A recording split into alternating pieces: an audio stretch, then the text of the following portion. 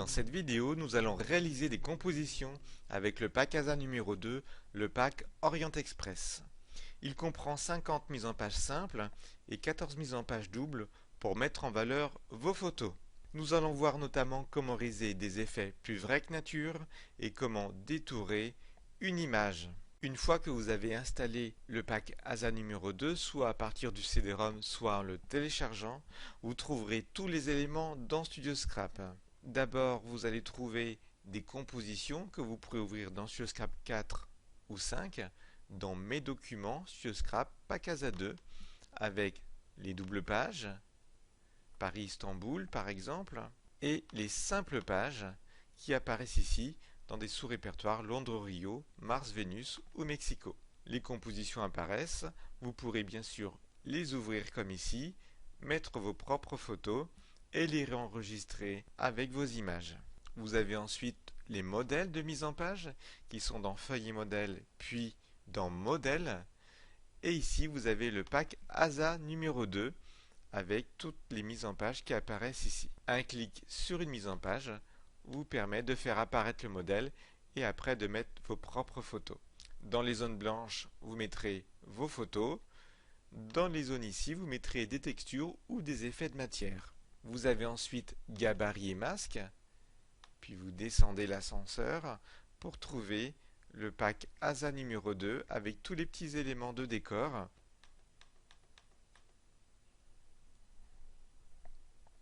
Ensuite, dans couleurs et textures, là aussi, vous cherchez le pack ASA numéro 2. Vous allez avoir ici des effets aquarelle, des effets craie, des effets éclaboussure. Ces effets vont donner un côté très réaliste à vos compositions. Voilà, vous avez tous les éléments pour créer de belles compositions ASA. On va cliquer sur Nouveau. Je vais aller dans Modèle et je vais aller dans les pages simples Londres-Rio. Je vais sélectionner ici le Londres-Rio numéro 3. La composition apparaît ici. J'ai 1, 2, 3, 4 zones pour mettre des photos et 3 zones pour mettre une texture, un effet matière ou les deux. On va ensuite aller placer ces images. Je sélectionne les photos en les glissant dans les zones souhaitées. Ici, je vais par exemple mettre cette image. On voit le problème tout de suite, c'est que la personne ici principale, les autres sont floutées, donc ça a moins d'importance, est coupée. Eh bien, je vais pouvoir ici utiliser la rotation et par exemple le miroir horizontal et la placer de ce côté-là. Je vais ensuite glisser la personne ici et la petite fille dans cette zone. Alors si on veut bien sûr, vous pouvez zoomer, déplacer pour choisir et mettre en valeur un élément ou une personne sur la photo. Vous avez aussi les outils pour retoucher votre image.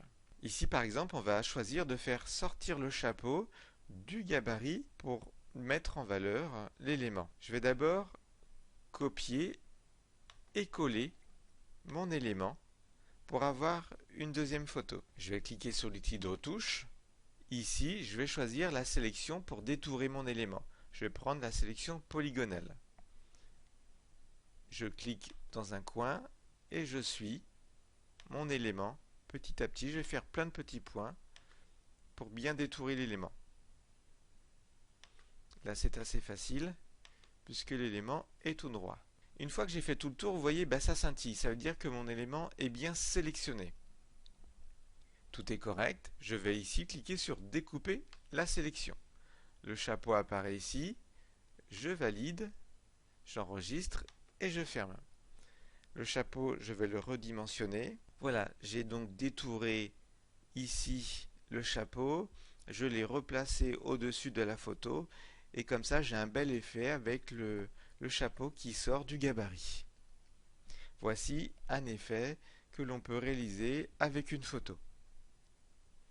Ensuite, ici, vous avez les zones où vous pouvez mettre soit des effets ou des textures ou les deux. On va aller ici dans couleurs et textures. Vous avez plein d'effets possibles à réaliser. Je prends ici l'aquarelle et je la place dans cet élément. Ensuite, j'ai l'outil ici pour modifier les couleurs. Le noir à transformer, la couleur désirée, je prends la pipette ici et je vais prendre le rose pâle ici par exemple. Je valide. Ici avec la petite coche verte. Ici en plus après je peux zoomer plus ou moins et déplacer mon élément pour avoir une zone un peu plus grande. En fait, vous allez pouvoir à chaque fois moduler chaque élément et donc personnaliser vos compositions. Voilà, on peut choisir que de mettre dans un coin par exemple, et vous pouvez aussi utiliser les miroirs pour choisir une autre orientation à vos éléments. Par exemple, comme cela. Vous voyez, comme ça, j'ai un bel effet. Et on peut répéter ces éléments dans les autres. Ça, c'est les effets, donc par exemple triangle, pour avoir une partie de l'aquarelle juste dans une zone. Vous avez aussi ici pour avoir autour, mais pas à l'intérieur. Ici, vous avez des éléments pour les gabarits ronds. Des gabarits triangles, là, avec l'effet moins diffus parce que tout est bien fermé, mais c'est à l'intérieur que vous allez avoir des effets. Le côté aquarelle pour des gabarits rectangulaires. Et ici, par exemple, pour les fonds, on va utiliser ces éléments, soit du papier ici, en trame, soit ici, vous avez des effets aquarelle transparents que vous pourrez rajouter sur vos pages, en plus du fond par exemple. Ici, on va faire une autre chose. On va prendre la trame blanche. Je l'ajoute sur la page. Je peux zoomer pour avoir un peu plus d'effet, pour voir plus la matière.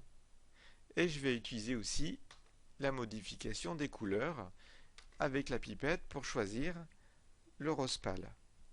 Ici, si je veux refaire la même chose dans les autres, eh bien je vais simplement faire copier l'image, c'est-à-dire copier le contenu du gabarit, c'est-à-dire ma texture trame blanche avec le rose.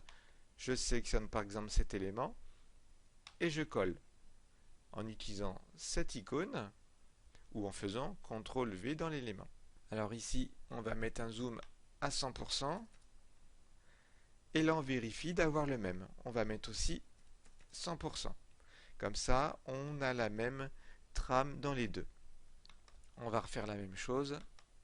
C'est à 39% puisqu'il adapte par rapport à la taille du gabarit. On va mettre 100. Voilà.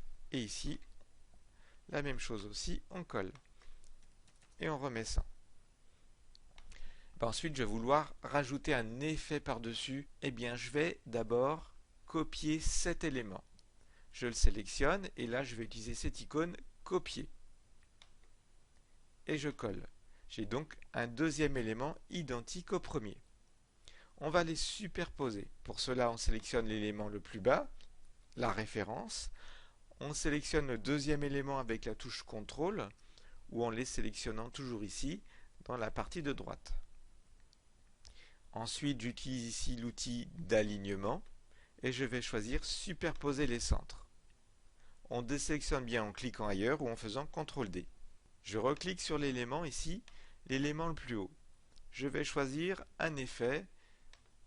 Par exemple ici, je vais prendre l'effet aquarelle transparent. Je l'applique. Pour l'instant, mon effet aquarelle s'est mis de ce côté-là. Alors je peux zoomer aussi plus ou moins. Là, je vais choisir un miroir horizontal pour qu'il soit de ce côté-là. Quand je le mettrai dans les autres, eh bien, je choisirai bien la même orientation. Ici, je vais choisir de le transformer toujours en rose. Pour l'instant, je vais prendre la même couleur que le fond. On ne voit plus l'effet. On va valider. Ensuite, je vais modifier la couleur. Je vais recliquer sur l'icône, couleur désirée ici, personnaliser, et je vais baisser vers le bas pour avoir un rose plus soutenu qui sera dans les mêmes teintes que l'autre. Je valide. Et voilà, vous voyez, j'ai mon effet. Bien sûr, je pourrais choisir une autre couleur, mettre du jaune ou autre. Il faudra toujours harmoniser ce que vous faites avec votre photo. Je valide aussi. Pour les autres éléments, vous allez vous faire pareil. Un copier, un coller. Je sélectionne mon autre élément, le premier et le deuxième. Je superpose les centres. Je sélectionne ici l'élément. Je copie l'image pour copier l'effet. Je sélectionne mon élément et je colle mon effet dedans. Et là, je peux bouger plus ou moins, voilà. Et je vais faire la même chose ensuite pour les autres éléments. Vous allez pouvoir réaliser votre composition. Ça y est, j'ai fini mes effets sur les photos, mes effets dans les zones de gabarit ici avec mes textures et mes effets de matière. Je peux utiliser aussi les effets pour mettre en fond un élément. Là, pour l'instant, j'ai un fond blanc. Couleur et texture, eh bien, on peut faire la même chose. Je prends ici une trame blanche. On va prendre ici l'outil et on va choisir un jaune pâle par exemple. Si ça ne va pas, puisque là le jaune ne correspond pas, je sélectionne ici un autre élément.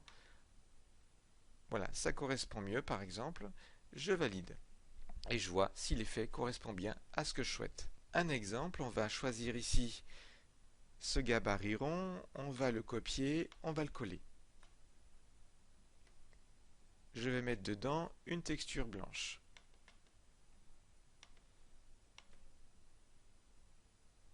On va zoomer pour avoir un peu plus de trame. Là aussi, je vais prendre la couleur rose. Je valide. Il faudra bien vérifier que le rose soit bien identique aux autres. Je vais choisir ici les ronds. Alors d'abord, je vais prendre celui-ci. Je l'ajoute.